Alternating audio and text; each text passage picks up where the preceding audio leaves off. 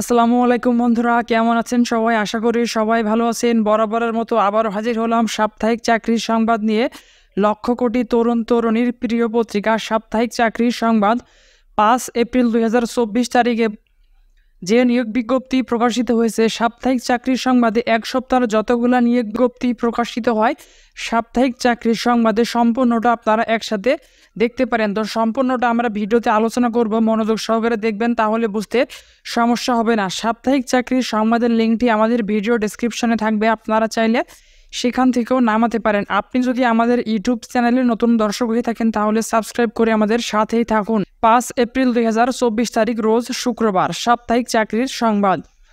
এনসিটিআর এর পঞ্চম যে গণনিয়োগ বিজ্ঞপ্তি প্রকাশিত হয়েছে, এখানে বাংলাদেশের সকল জেলা থেকে আবেদন করতে পারবেন। এখানে 96,736 জন লোক নিয়ে করা হবে। শিক্ষা প্রতিষ্ঠানের ধরন আপনারা দেখতে পাচ্ছেন স্কুল ও কলেজ। এখানে এমপিও পদের ধরন এমপিও পদসংখ্যা আছে 43,286 জন। মাদ্রাসা, ব্যবসা, ব্যবস্থাপনা ও কারিগরি প্রতিষ্ঠান এমপিওভুক্ত। এখানে পদসংখ্যা আছে সর্বমোট 53,450 জন। সর্বমোট আপনারা 96,736 পদে আবেদন করতে পারবেন। বাংলাদেশের সকল জেলা থেকে নারী এবং পুরুষ সকলে আপনারা আবেদন করতে পারবেন।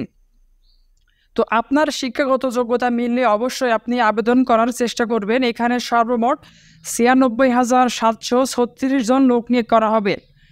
প্রাইমারি যে গণনিয়োগ বিজ্ঞপ্তি 96,736 পদে নিয়োগ বিজ্ঞপ্তি প্রকাশিত হয়েছে।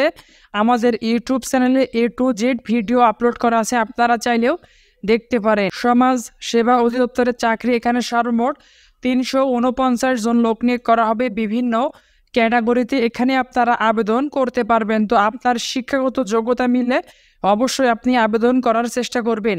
সর্বমোট 349 জন লোক নিয়ে করা হবে।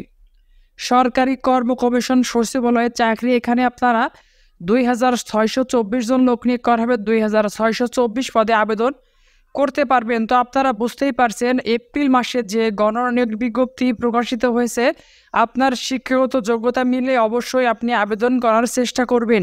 সাপ্তাহিক চাকরির সংবাদে আপনারা A to Z দেখতে পারবেন। সাপ্তাহিক চাকরির সংবাদের লিঙ্কটি আমাদের ভিডিও ডেসক্রিপশনে থাকবে, আপনারা চাইলে সেখান থেকেও নামাতে পারেন। সরকারি কর্ম কমিশনের সচিবালয়ের চাকরি, এখানে বিস্তারিত দেখতে আপনারা 3য় পাতায় ভিজিট করতে পারেন। উপজেলা পরিবার পরিকল্পনা, এটি একটি বেসরকারি নিয়োগ বিজ্ঞপ্তি। এখানে সর্বমোট 1,068 জন লোক নিয়োগ করা হবে। তো আপনারা একটু দেখবেন, এখানে বিস্তারিত দেওয়া আছে। সিভিল সার্জন কার্যালয় চাঁদপুর এবং সিভিল সার্জন কার্যালয় একাধিক নিয়োগ বিজ্ঞপ্তি প্রকাশিত হয়েছে। সিভিল সার্জন কার্যালয় চাঁদপুর, এখানে 210 জন লোক নিয়োগ করা হবে। তো আপনার শিক্ষাগত যোগ্যতা মিললে অবশ্যই আবেদন করার চেষ্টা করবেন। সিভিল সার্জন কার্যালয় চাঁদপুরে শুধুমাত্র চাঁদপুর জেলার স্থায়ী বাসিন্দাগণই আবেদন করতে পারবেন। সিভিল সার্জন কার্যালয় নোয়াখালীতে, এখানে 139 জন লোক নিয়োগ করা হবে। এখানে আপনারা স্বাস্থ্য সহকারী যে পদটি আছে 133 জন লোক নিয়োগ করা হবে। শুধুমাত্র SSC পাশে আবেদন করতে পারবেন। এর পরবর্তীতে আপনারা দেখতে পাচ্ছেন বিমান বাহিনী অফিসার ক্যাডেট নিয়োগ 91তম BAF কোর্স অফিসার ক্যাডেটের বিশাল নিয়োগ বিজ্ঞপ্তি প্রকাশিত হয়েছে। এখানে আপনারা যদি আপনার শিক্ষাগত যোগ্যতা মিলে থাকে অবশ্যই আবেদন করবেন। সিভিল সার্জন কার্যালয় নেত্রকোনাতে নিয়োগ বিজ্ঞপ্তি 143 জন লোক নিয়োগ করা হবে। বিভিন্ন ক্যাটাগরিতে লোক নিয়োগ করা হবে। এখানেও আপনারা স্বাস্থ্য যে সহকারী পদ আছে 108 জন লোক নিয়োগ করা হবে। শুধুমাত্র SSC পাশে আবেদন করতে পারবেন। সিভিল সার্জন কার্যালয় মানিকগঞ্জে, এখানে সর্বমোট 66 জন লোক নিয়োগ করা হবে। এখানেও আবেদন করতে পারবেন শুধুমাত্র মানিকগঞ্জ জেলার স্থায়ী বাসিন্দাগণ। সিভিল সার্জন কার্যালয় ফরিদপুরে, এখানে 129 জন লোক নিয়োগ করা হবে। এখানেও বিভিন্ন ক্যাটাগরিতে আবেদন আপনারা করতে পারবেন। সিভিল সার্জন কার্যালয় ঝালকাঠি, এখানে সর্বমোট 43 জন লোক নিয়োগ করা হবে। এর পরবর্তীতে আছে আন্তর্জাতিক মাতৃভাষা ইনস্টিটিউট, এখানে সর্বমোট 12 জন লোক নিয়োগ করা হবে। সিভিল সার্জন কার্যালয় মেহেরপুর, এখানে সর্বমোট 39 জন লোক নিয়োগ করা হবে।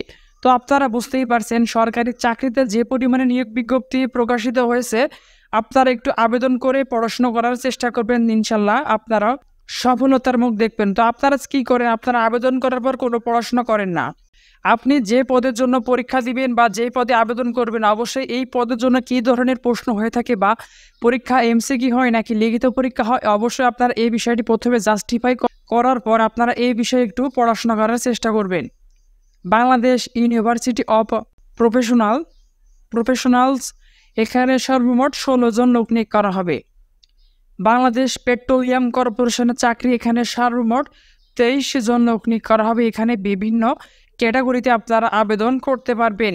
সাপ্তাহিক চাকরি সংবাদের লিঙ্কটি আমাদের ভিডিও ডেসক্রিপশনে থাকবে, আপনারা চাইলে সেখান থেকেও নামাতে পারেন। আপনি যদি আমাদের চ্যানেলটি এখনও সাবস্ক্রাইব করে না থাকেন তাহলে দ্রুত সাবস্ক্রাইব করে আমাদের সাথেই থাকুন এবং ভিডিওতে অবশ্যই একটি লাইক করে যাবেন। সাপ্তাহিক চাকরি সংবাদের সর্বমোট 4টি পেজ থাকে এবং এটি হলো সর্বশেষ যে পেজ। দুর্যোগ ব্যবস্থাপনা ও ত্রাণ মন্ত্রণালয় এখানে সর্বমোট 20 জন লোক নিয়োগ করা হবে। সমাজ সেবা অধিদপ্তরে যে নিয়োগ বিজ্ঞপ্তি প্রকাশিত হয়েছিল সেটির বিস্তারিত এখানে আপনারা দেখতে পারবেন। শিক্ষা প্রকৌশলী অধিদপ্তরের চাকরি এখানে 187 জন লোক নিয়োগ করা হবে। এখানে আপনারা বিভিন্ন ক্যাটাগরিতে আবেদন করতে পারবেন।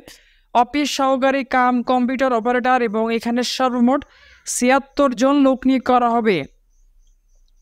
বাংলাদেশ পেট্রোলিয়াম কর্পোরেশনের চাকরি এখানে বিস্তারিত আপনারা দেখতে পারবেন। এখানে A to Z দেওয়া আছে, কীভাবে আবেদন করবেন, আবেদন করতে কত টাকা খরচ হবে, আবেদন শুরু কবে, আবেদন শেষ কবে, A to Z এখানে বিস্তারিত দেওয়া আছে।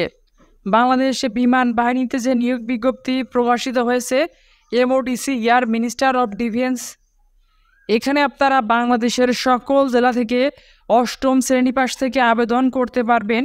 SSC সমমান পরীক্ষায় ন্যূনতম GPA আপনাদের থাকতে হবে 2.00। বাংলাদেশের নৌবাহিনী দিয়ে যে বিশাল নিয়োগ বিজ্ঞপ্তি প্রকাশিত হয়েছে MODC নৌ এয়ারের যে নিয়োগ বিজ্ঞপ্তি প্রকাশিত হয়েছে, বাংলাদেশের সকল জেলা থেকে আবেদন করতে পারবেন। বাংলাদেশের বিমান বাহিনীর যে নিয়োগ বিজ্ঞপ্তি প্রকাশিত হয়েছে এটির বিস্তারিত ভিডিও আমাদের ইউটিউব চ্যানেলে আপলোড করা আছে, আপনারা চাইলে সেখান থেকে দেখতে পারেন। চট্টগ্রাম EPZ হাসপাতালের চাকরি এখানে সর্বমোট 7 জন লোক নিয়োগ করা হবে। মেডিকেলে নেওয়া হবে মেডিকেল অফিসার 3 জন, সিনিয়র স্টাফ নেওয়া হবে 4 জন। এভাবে বিভিন্ন 2 ক্যাটাগরিতে আপনারা আবেদন করতে পারবেন।